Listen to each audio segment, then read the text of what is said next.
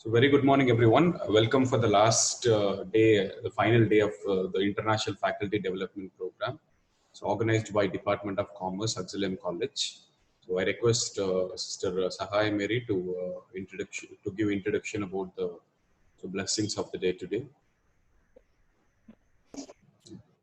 Good morning, everyone. Give thanks to the Lord Dinesh, for His good production. We are privileged and fortunate in inviting you, sir, to enlighten and empower us on the topic Teach Holistically to Reach Globally. On behalf of the college and all the faculty members, I welcome you, dear sir, to take over this session. Welcome, sir.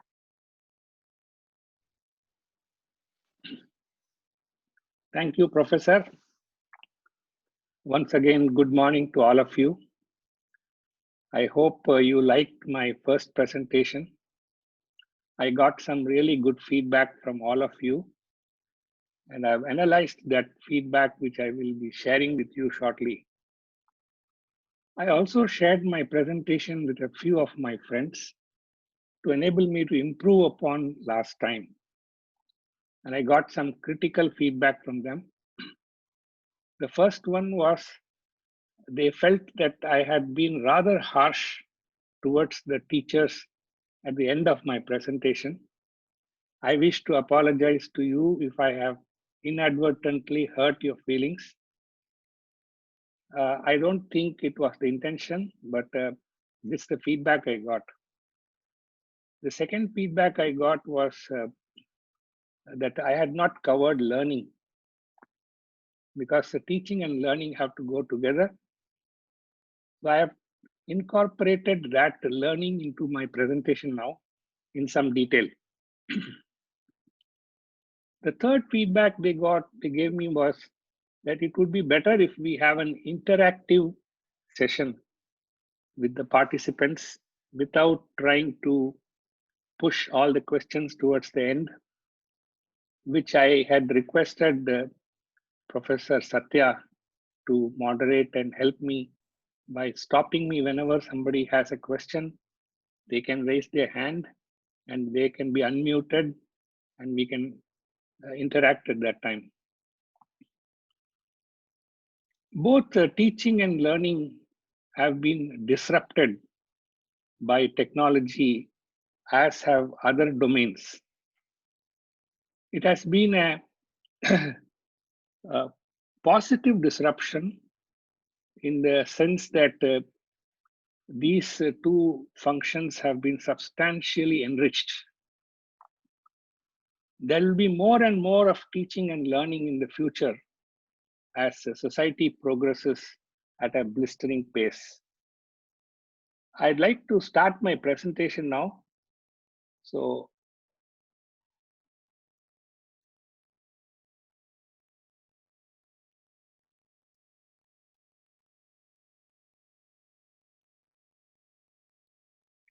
can you see my presentation now? Yes, sir. Yes, sir.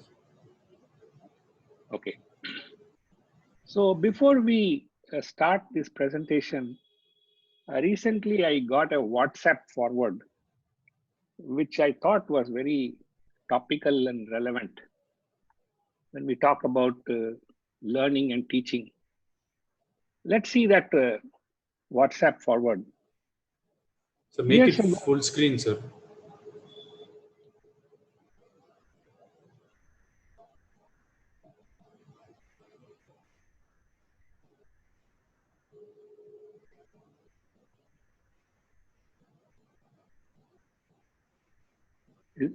only this one will be small, but I don't know, I'm on an iPad, I don't know how to do that. Okay. Just try to press F5 or slideshow. Is this okay? F5. Now you're doing by slide by slide. If you make it a full presentation, it will be something big. Many other things. That is the kind of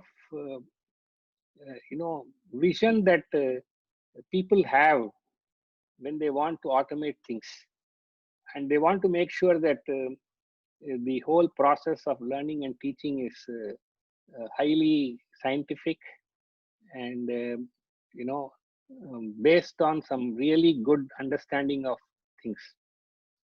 So there is a new discipline now, which we had earlier, the behavioral psychology, which means that they wanted to know how individuals behave and then how organizations behave, okay, how companies behave, how the stock market behaves. They want to understand the behavioral psychology of all these institutions. From there, they are moving to behavioral physiology or physiological psychology, which means that the question is, if every one of us has a different style of learning. Some people are very good at learning from the textbooks. Some people are very good at learning through activities. Some people are very good at spatial understanding, arts. Some people are good at audial learning, that you listen to things and then learn.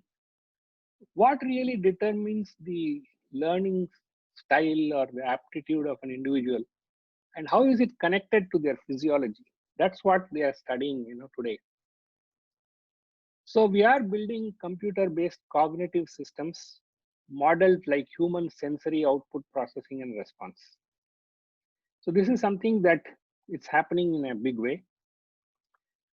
And there is a term called singularity, which is to describe the inflection point when computers will reach human competence and overtake them. Okay.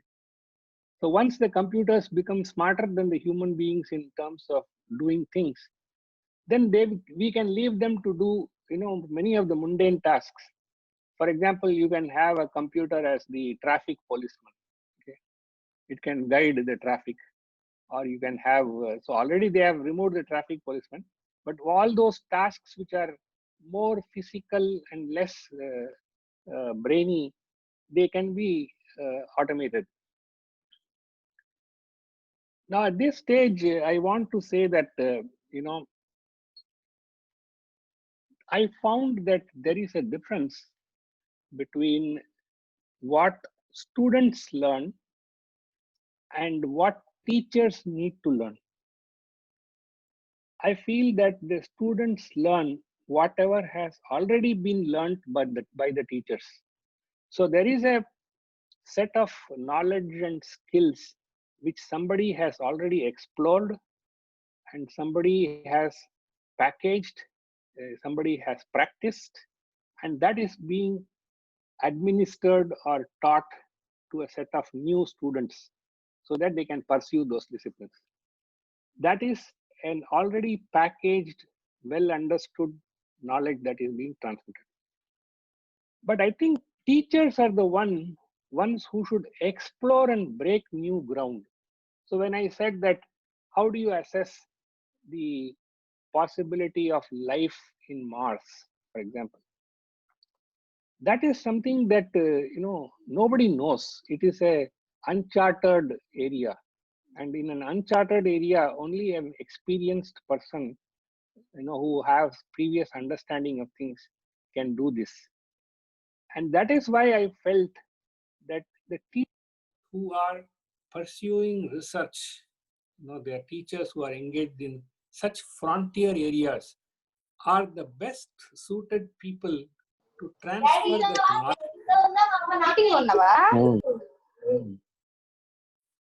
that knowledge to students at different levels. This is a difference I found when I was trying to figure out what is the learning requirements for students and teachers. Now we move on to the main topic of this today, which is what is holistic teaching? What do we mean by holistic teaching? I tried to do some research. I was not very successful in understanding what is holistic teaching, but I have my 2 cents worth which I wanted to share with you. In my view, that a teacher is the wealthiest person in the society. Okay. This may actually shock you because you must be thinking, well, this guy is joking. By wealth, I don't mean, monetary or resource type of wealth. In his or her lifetime, the teacher, he or she, has the opportunity to influence the minds of countless students and make an impression on them for life. Okay. Let me explain this. Every one of us remembers every one of our teachers from KG to PG. At least I do. I know all my teachers, I remember them. For students to remember their teacher is very easy because there's only one teacher and you and the many students. But for the teacher to remember the students is very difficult. But that is a lost opportunity in my view. Okay, let me explain this in this way. In my career, if I was given a project, let us say that, they'd say you are going to be the project leader for developing a artificial intelligence system to run some drones for meteorology or something. Okay. So now this is a new project given to me. Or that hospital management system that I was building. Now, as the project leader, I have to build a team. Okay. How do I select the people? I know what is required. I know that, let's take the hospital management system where I know that we have to build it on a .NET platform, Microsoft .NET platform. We want a C# as a language. Okay. And we want people who can later on talk about Azure, cloud, whatever. Now I am looking for resources or skills, people who have these skills. But since my credibility is at stake, I'm going to be very careful in selecting my team. I'm not going to allow any Tom, Dick and Harry to enter my team because I don't trust them. For me to establish that trust, I should be talking to people with whom I have already established trust. So in the past, I have done some projects and some of these guys have been outstanding. So I'm going to go and try and poach them into my team. So I'm going to lure them. I'll say, you come to my team, I will make sure that you get a promotion, or I make sure that you get a double increment, or whatever way I can entice them, I'll try to get them because I am confident that they will deliver. How does this trust and confidence work? It's based on having spent time in knowing what that person is capable of. Now, this is a human, it's a human behavior which goes in all domains. So even if you take, for example, the Prime Minister of the country, who do you think he will have as a Home Minister or a Defense Minister, or who do you think he'll have as Principal Secretary? He will only look at people whom he trusts. And that trust has come because he has been interacting with them, he knows their capability, he knows what the job needs, and he's going to pick those people. He's not going to give that job to me or to you because he's never met us. So that is the big opportunity that a teacher has when he or she is looking at the class, looking at the batch of 40, 50 students, and knows which student is good, which student is careless, which student is creative, which student is motivated, which student is hardworking. This crucial information about the competencies of the students is known only to the teacher, just like how we do it in our work.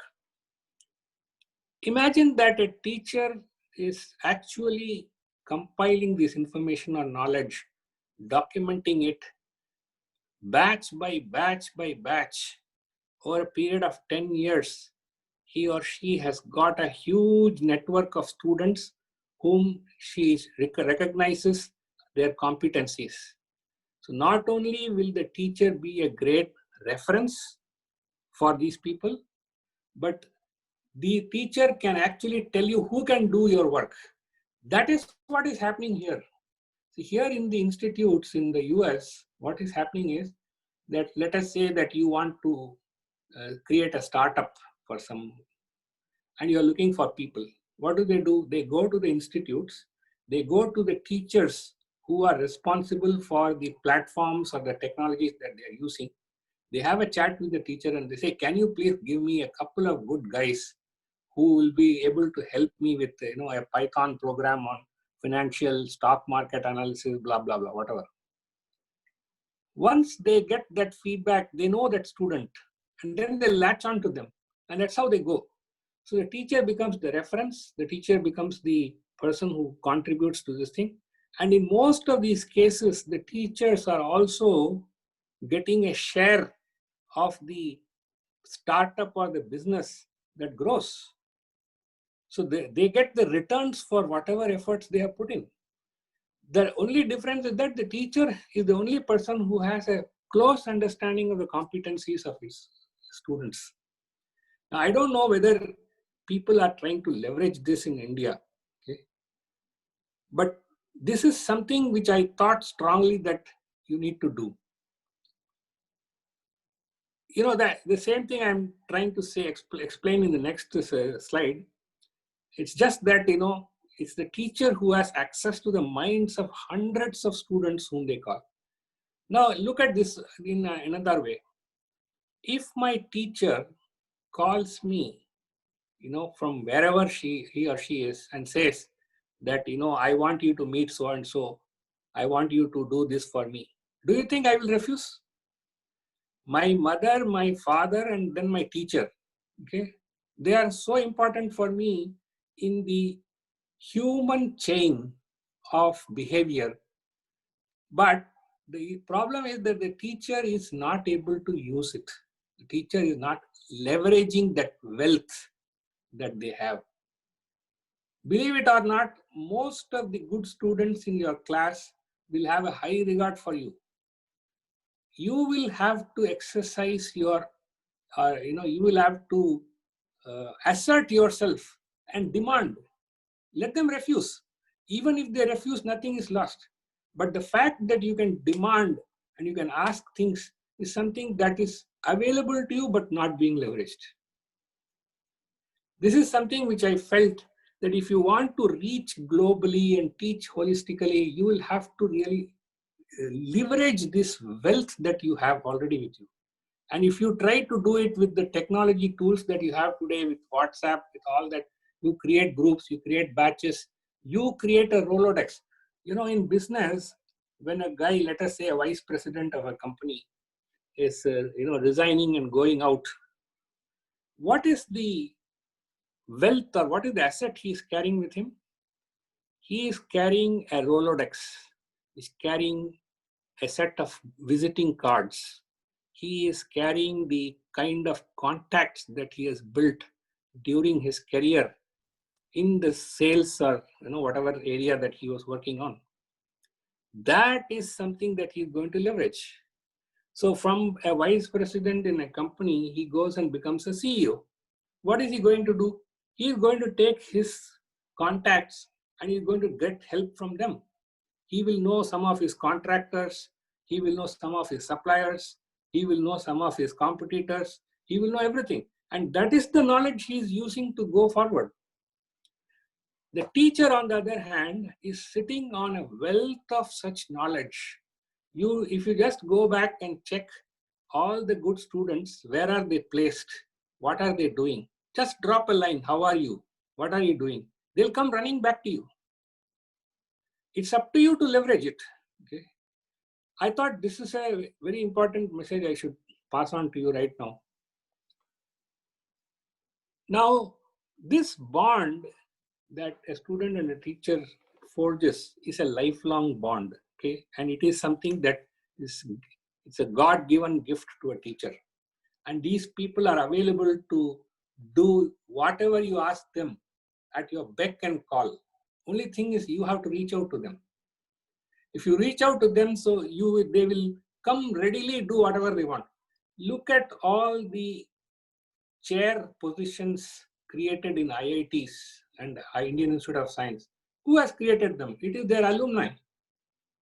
The alumni who have been very successful abroad, they are so grateful to the institution, they want to give something back. In the Tata Group, Mr. Ratan Tata, about 4 or 5 years ago, he set up a chair in Cornell University by paying some $25 million or so, if I remember correctly. Because he passed out of Cornell University in the architectural discipline. He was so grateful to Cornell University for whatever he had done. He wanted to pay back. He is gone and done that. Similarly, many of these successful people, they are very keen to show their gratitude to their teachers and to their institutions. But it is for the institution, the teacher, to leverage it. They have to figure out how are they going to leverage it. Even for you to organize your day-to-day activities, any event you see, all you need to do is call your alumni. Ask them, I'm going to run an FDP like this. This FDP requires faculty of this type. Can you please suggest, they'll come running. So there are many such examples, where, and the gratitude is very hard to earn for others, but very easy for the teachers. My boss will probably never be able to get the kind of gratitude from me as compared to my kindergarten teacher. Gratitude is a key word here that you need to leverage. So this is again the same thing. I'll skip this slide. Now I want to extend the same discussion that teaching is basically a dialogue. It is not a monologue. In many cases, it is a monologue in India, but it is a dialogue. It has to be substantive. Data, information, knowledge, and even skills can be documented. But the association and interactive engagement between a teacher and a student, similar to parents and children in their common domain, cannot be documented. Okay. I'll give you an example. Neuroscientists and engineers, in MIT and Stanford, they have already succeeded in downloading the brain data. Do you know that? That they can now download brain data from anybody. But the problem is they can't use that data. Why? Because the data is useful to you only if the association of the data is in place. So let me give you an example. You like a song, a film song, okay, which you heard in your childhood. You like it.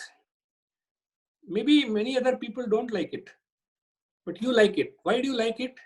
Because you associate that song with probably a period, an event, a context, or a situation which was very pleasant. You remember something. That association is not possible to download. I can't have, any data. I mean, I know the song, but I don't know why I like that song. So the context that is set between a teacher and a student is very similar. That is a context set at a time when the student is very young, very impressionable, and looking up to you for guidance and support. He's very vulnerable. As a teacher, if you show him the right path and you do things to him, he's going to be eternally grateful to you. And he will do whatever you want him to do. That interaction, that association of that subject, the teacher, the context, the institution, the period, whatever, is what is not possible to replicate. Even in India, there is a concept that, people, who have studied in St. Stephen's College or Doon School or Lawrence School, Lovedale, and IIM, they all have some batches. Okay, they have people who are closely knit. They will help each other. Okay, what is that small network? That network is a network of associations. So when you were young, you created the association. I think it is time that teachers are able to leverage these networks in a very scientific manner in order to not only further the interests of the students, but also their own interests, their institution's interests, and look forward to improving and enriching themselves. So there are certain things which are possible to download, document, store, etc. But most of the things are very difficult to infer because of the associations associated with them.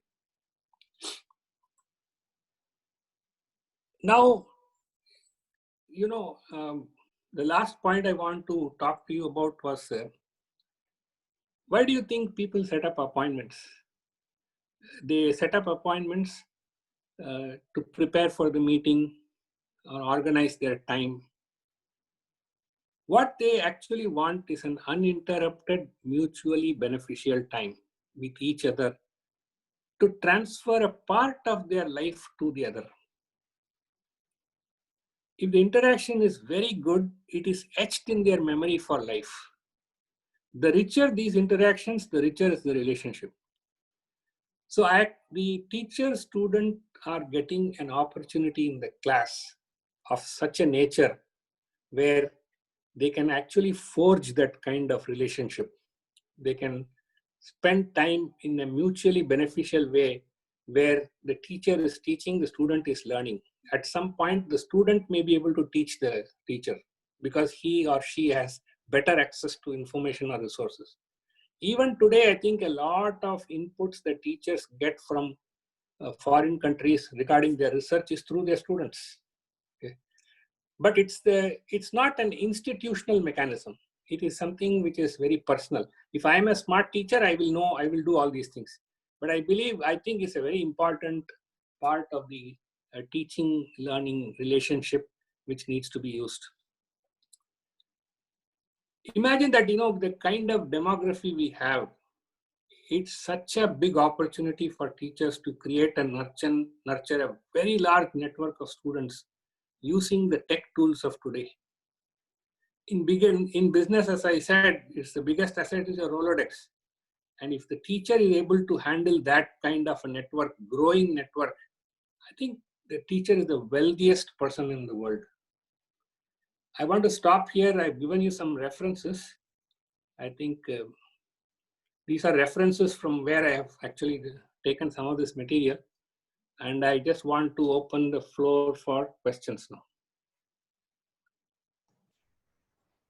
Thank you so much, sir. Thank you so much for your neat and clear and informative presentation. So is there any participant who would like to post a question, or are there any participants who... Yeah. Sir, you have told that there is a lot of research is going on for learning, how the learning has to take place. But the research is not that vast for teaching. So can you, put some information wherein, we can study upon the aspects of teaching? In what context you are saying this? So the context that I said this was that the whole computer science discipline is busy in machine learning and artificial intelligence. So they are trying to teach machines. And because they are trying to teach machines, they are spending a lot of effort in the learning process. So there is a lot of paper publishing happening, prototypes being built, discussions, conferences happening in learning. But when it comes to teaching, I am not seeing that kind of research. If you, as a teacher, if you are able to say something, I will be very happy to learn. But I didn't find anything. That's what I was saying. So that is the only reason we are having this B.Ed and M.Ed colleges, sir. We are the ones who are creating teachers and we inculcate certain skills into them. But in what context you want to say this, I just wanted to know. Because as far as you have told just now that there is a research available on learning. In fact, on world-class level also, I observe so many people working on how learning memory we can work upon. But as you have raised a very good point, wherein how even in this is the question which was wandering into my mind since many times, because from the lockdown teaching has become more difficult task. Students are making fun of teachers saying that you are preparing so much, we are not listening. So this is what I just want to know, that according to you, like we are having schools, colleges where we are teaching skills to teachers.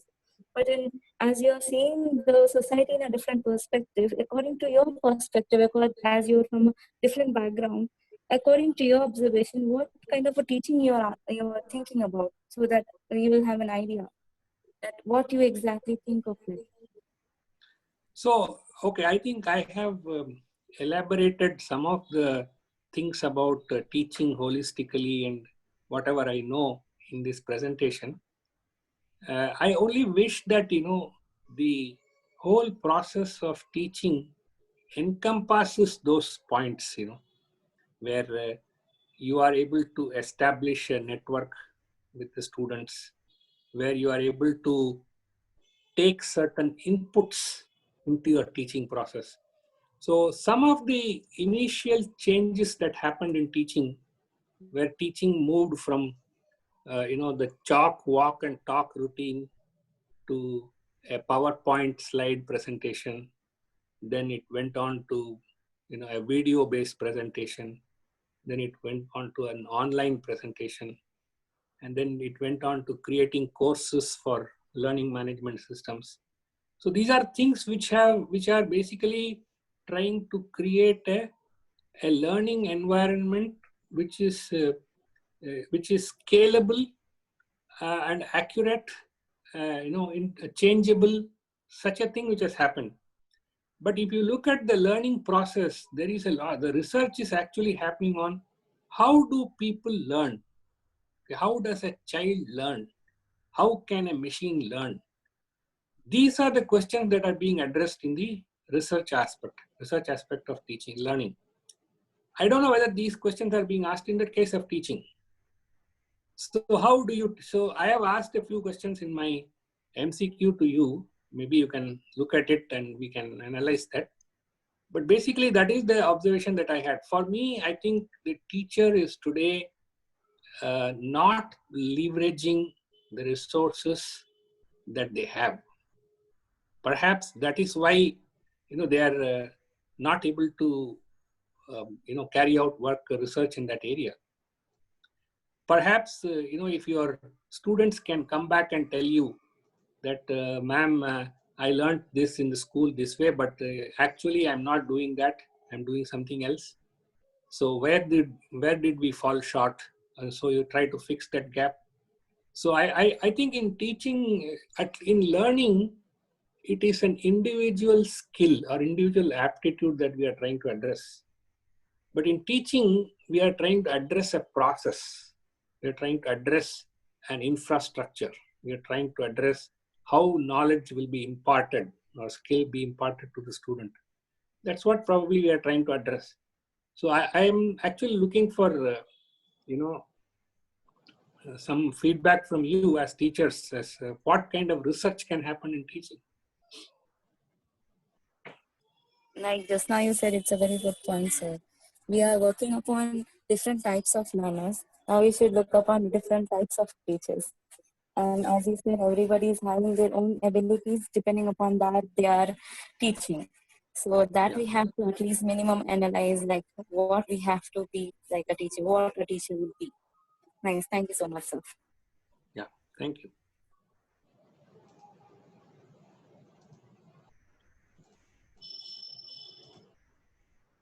So is there any other participant who would like to raise a question? So before we go for a formal vote of thanks. So, yeah, sir. Hello. Can I? Yes. Sir, I want to say that every individual has different.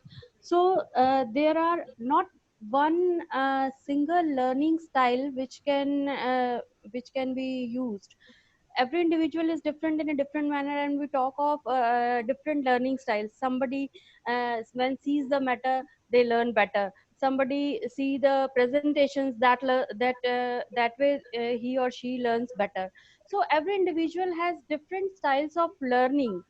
uh, और अगर हम बात करते हैं कि अगर हम एक ही मेथड से पढ़ाएंगे, और अगर आज की सिनेरियो में हम ई लर्निंग की भी जब बात करते हैं, that we should follow these, yes, we should follow these in this particular scenario, but when we say कि we full-fledged switch to that, I think that is not possible.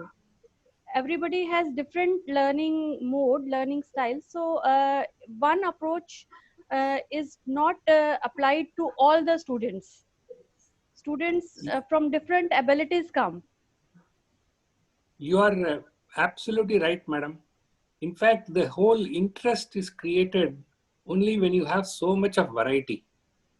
When you have each person having a different learning style, Yeah. you are trying to find out what is the best learning method to use for the machines. Okay. So we want to see, for example, as I said, learning is a very complex process. I mean, if you look at the definitions of learning, Yeah. so many things are associated with learning. So I want to create an So there I is want to create, sorry sir, sorry. Yeah. Sorry. I want to create an environment where I'm leveraging all the sensory inputs that a human being uses to learn to provide that input to the machine. And actually, that is why we find that in the case of machines, it is relatively easy, because all we want to do is it to learn things based on the data that we have. And if we can feed large volumes of data, we can make it really good for the machine. But in the case of human beings, each person, as you said very correctly, every person is different. Every person has a different way of learning. But unfortunately, we are not able to provide a very individualized or customized learning process for the person. Yes, true. So that is something that that's very interesting. The only thing is, I think we should do some research. The example of the fox and the hedgehog that I gave you is trying to gather an inference based on the general behavior of the fox and the hedgehog, not the particular behavior of one fox and one hedgehog. So we are trying to gather, so even in the case of inferences and decision making, we're looking at big data. We're looking at large volumes of data, which will remove the biases associated with smaller samples of data. And we are able to get a basic inference and then use that to look at the next stage. Yes, so I don't want to say that all learners are same. Neither do I want to say all teachers are same. The only thing I noticed was there was a lot more of research in learning, but very less, lot less in teaching. Yes, sir. There is a model called as BARC model of learning styles. When applied to the students, I find that most of the students are multimodal in learning. That means they prefer one time particular type of learning, the other time particular type of learning. So they are multimodal in their learning styles. So from that I concluded that you don't have to stick to the one method only of teaching. You applied the different strategies at different times, so that you include all the different individuals or different students. Right. Thank you, ma'am. Yes, sir. Thank you. Hello. Yes, ma'am. Sir, good morning. I'm Dr. Pratima Tripathi from Hello. London. Hello. Honey, can I speak? Yeah, please.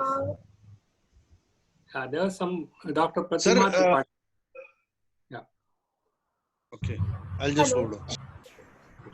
Hello. Yeah, yes, ma'am. Dr. Pratima first, and then sir? yeah, tell me, ma'am. Yes, sir. Sir, very good morning. Sir, I want to ask one question that as a teacher and a researcher, because I personally believe that these two fields are the fields where you need consistent effort and a positive attitude forever to keep yourself updated with the system as well as with the updates in the field of research and education.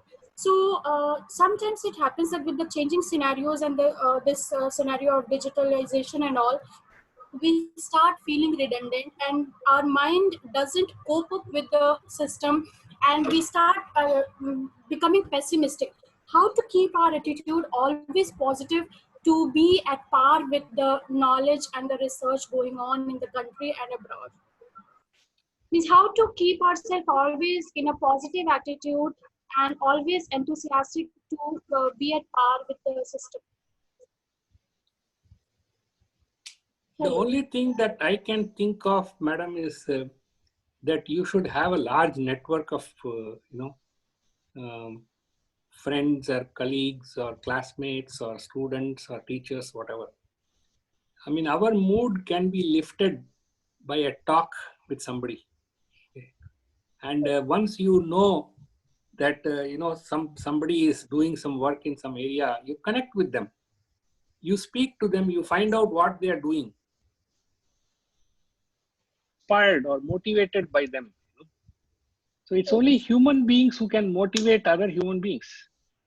And that is why I felt that if teachers can successfully leverage their connections with students, they will be able to be far more motivated in what they are doing.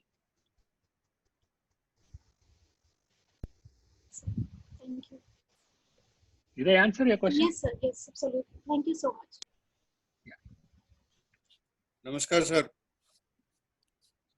Sir, I'm Yes, Rajan sir. Sharma. Sir, like you have been telling us, and it's a very good point that there is a no connectivity between the actual research and so-called academic research. I mean, we also in the smaller parts of the country are not there in the vicinity of the metro towns or other.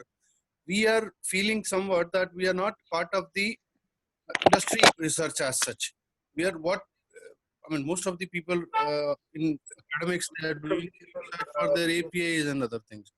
So we literally feel very much, suffocated due to this, sir. Since you are in the morning session also, you are telling that there should be more collaboration with the industry and other things. But you have also very rightly answered that we are somewhere falling short on the network part, basically.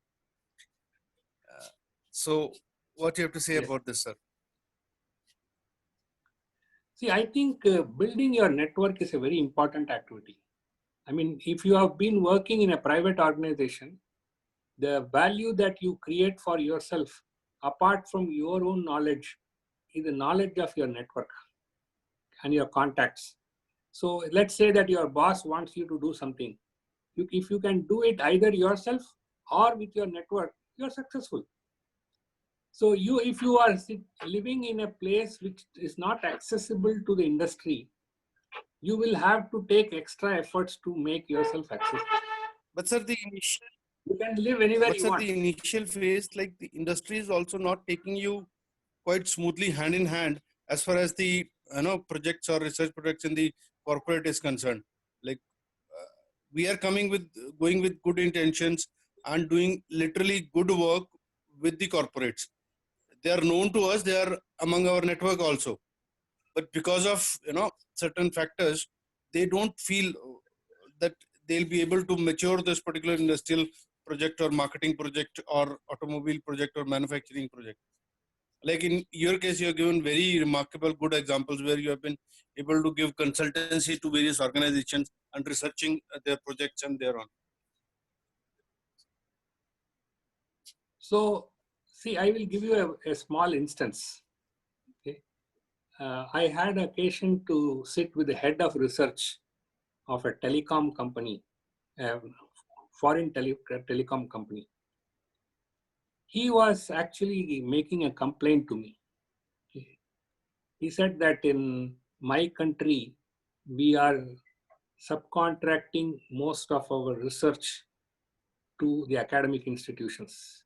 because they have the resources to do this. I expected the same kind of thing happening in India. So I went to the best institute where I'm located. I met the head of the department there. I subcontracted some work to them, gave them very good money, and it was a 3-year agreement that we signed. After that, I left it to them. I came back because in my country, if there is any progress, they will let us know.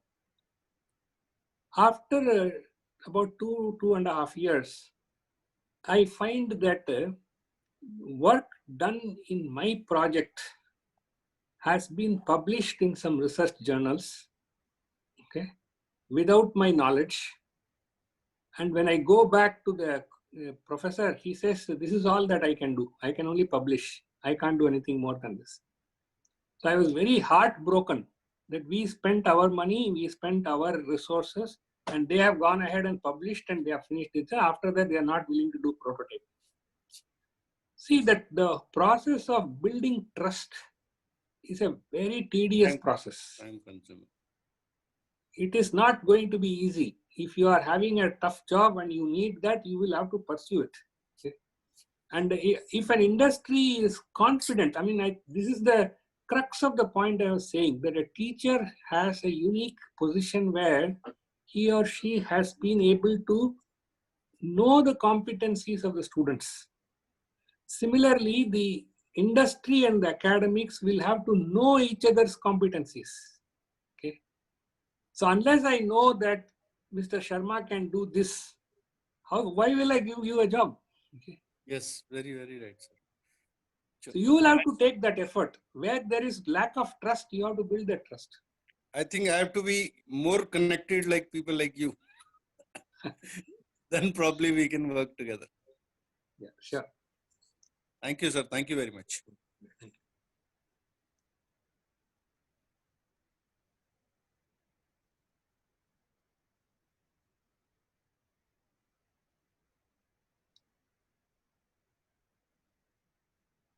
Anybody else? So is there any other participant who would like to ask a question?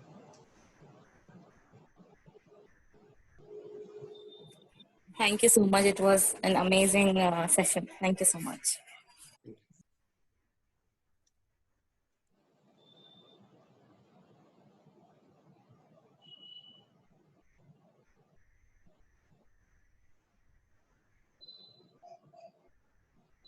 So there was a question in the chat box.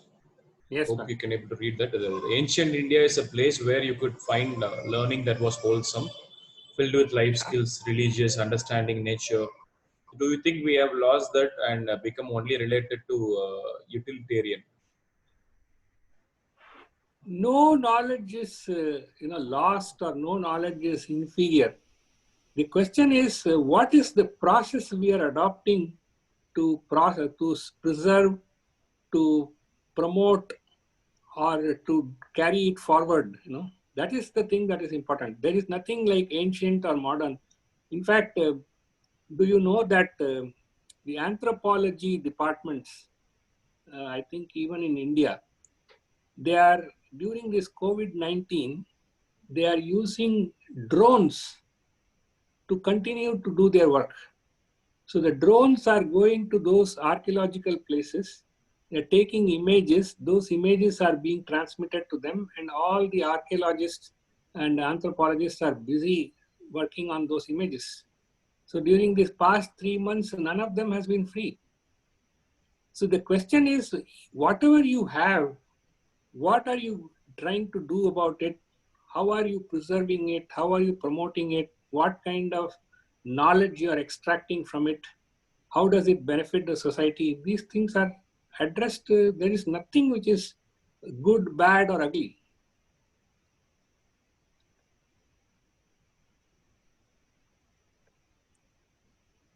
Yeah, thank you, sir. And it's over to Dr. Auxilia.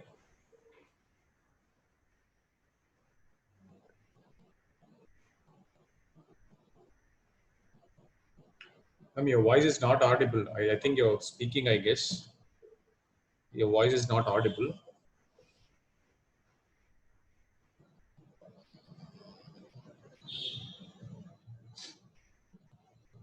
we're going to close the session now. So thank you for all the participants who have been participating so far. Thank you, and looking forward to host you in the final session today afternoon. Thank you. Okay, thank you. Thank you. Thank you, sir.